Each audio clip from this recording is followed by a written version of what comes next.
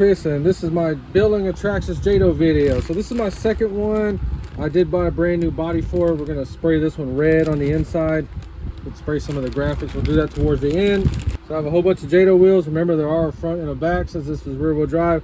And when I scrubbed them, all the chrome came off them. So as far as TRAXXAS is concerned, this is more of a difficult build if you take it down like I did. So I'll take these all the way down because you need to inspect every little pin and joint. You would be surprised how many little things I find damaged. This one right here had this piece broke right here.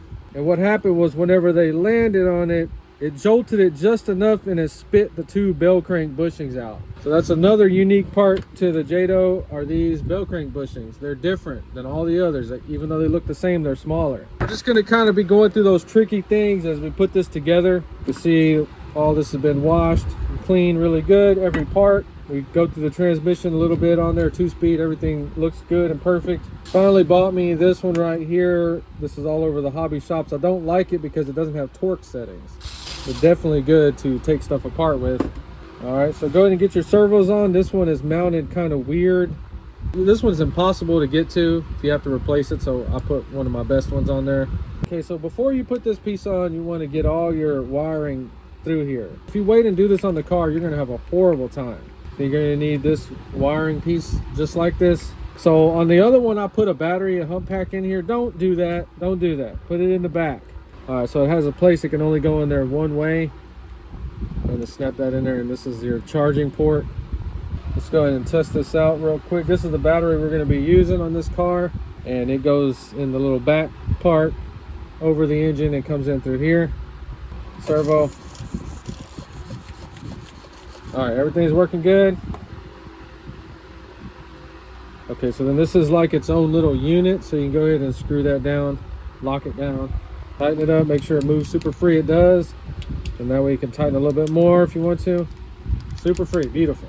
So when I take these apart, I put the screws back exactly where they go. All right, so this one is kind of where you have to squish it together. I go ahead and get the screws started in there. So this one kind of has like these alignment holes. All right, so another weird little things on the bottom of the gearbox. When you get it off, you're gonna have to put this little piece in there like that. Yeah, this piece will actually squish. Lightly snugged up. Yeah, we got to go in from the inside. Put that one on there. Okay, yeah, I forgot that. That happened to me on the last one. Okay, so we have to take all that back off. Just loosen those 4 in the back and these 2. It'll all pull back. And it's a little bit tricky that it goes through there like that. And that's why I want you to screw it together from inside the gearbox. So the only bad thing about the aftermarket RPM arms is there's not a place for sway bar. So front and rear sway bar, you can't use it. One of these pins was bent a little bit. Just roll them on the table, straighten them out with pliers. All right, make sure they move freely. So the battery pack, the little notch is cut out right there for the wire. Fuel tank, it has these little blue gaskets. We're just gonna reuse what we have. And then see how this wire is gonna go kind of by the engine wire and harness, and then it's gonna connect in here. Well, like that.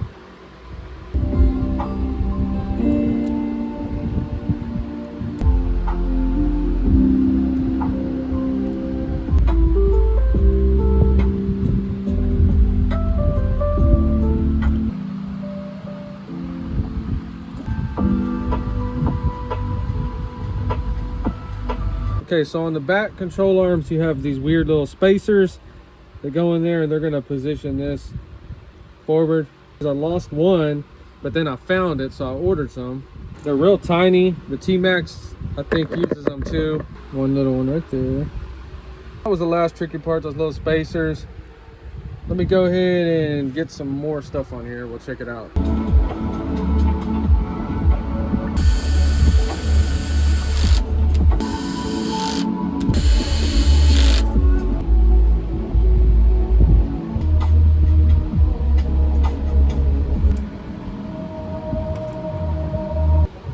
So I will go back and tighten these a little bit extra. after the gear mesh is set, but don't strip them. It's easy, it's an app. Thanks to GoodRx, I'm safe.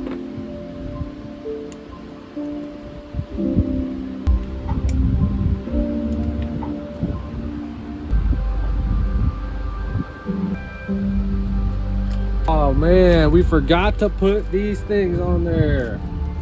Dang it. So see, on the body you can add your color of choice, like the accent colors. I was gonna do this one blue. I already got the Proline paint to match that, but now since we're gonna be putting these red things on there, I think we're gonna do it red. Apple red. This paint sticks to polycarbonate, I promise you. So all my JATO wheels look like this after scrubbing them with Purple Power. I did not know that chrome was painted on there. So I just went back, scrubbed them again, air dried. Now we're gonna mask them off to paint them matte black. So I have a video on painting RC wheels. We're just doing the same thing. I just painter's tape, and then we cut on the wheel edge. So on the camber links has these 2mm spacers. I believe it uses those. I had some 1.5 in it. I don't think that matters, but I build them back the way they're supposed to go. I never cared for this stuff before as far as upgrades, but I will start putting these on there. It just gives it a real nice look, the red and blue. All right, so I did buy that little camber gauge. All that stuff is super important when you're running these things. I've been buying so many of them that have bad alignment, toe out on about 90% of these that I buy. So always check all that stuff out, put it back to factory specs as a starting point. That's all we're doing in these videos. Okay, so this one says it has 4 degrees of toe in on the rear wheel. That's a lot. I thought it was maybe 1 degree. You can eyeball camber. It looks like it maybe just 1 degree negative camber on there, so that's perfect. So you see the camber on the front at 34mm looks perfect, like at 0. All right, so check out these wheels, how freaking nice they came out, all of them. So I used Tamiya, remember, lacquer paint, semi-gloss, works fine, looks a little better than this. And then this is matte black. So got about 3 coats on there, and you see those results, beautiful. So now we're gonna do the body. I washed it with Dawn soap, let it air dry. So now we're gonna attempt to spray the red. This is my first ever TRAXXAS body painting it. So we're just gonna start off real light. I hope it looks good.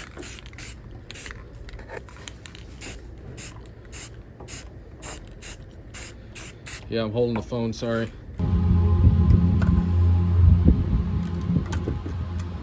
Alcohol, give everything a bath. So before, after, what do you think? So in the JATO, you have to have those little spacers or the front wheels won't tighten down right.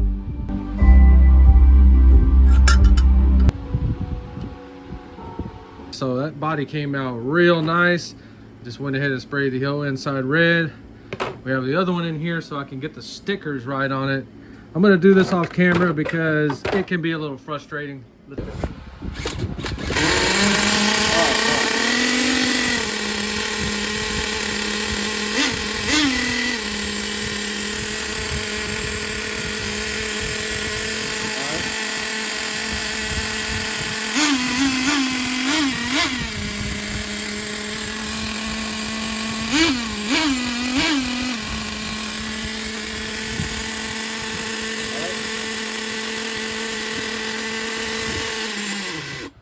We just want to hear it run and make sure it runs good, and this thing is super strong and ready to go. Would you look at that?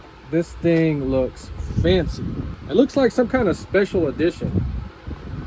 I really like the way this came out.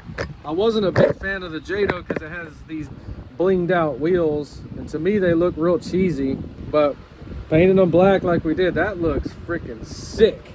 All right, well there you go. We got about, I don't know, I took my time on this one, about 10 hours in it, and this thing came out freaking beautiful. So this was my first TRAXXAS body to actually paint. Those stickers, I don't like those type of stickers because if you mess them up, you peel them off, you mess the stickers up. All right, well, there you go. If you enjoyed this video, please like and subscribe, and thanks for watching.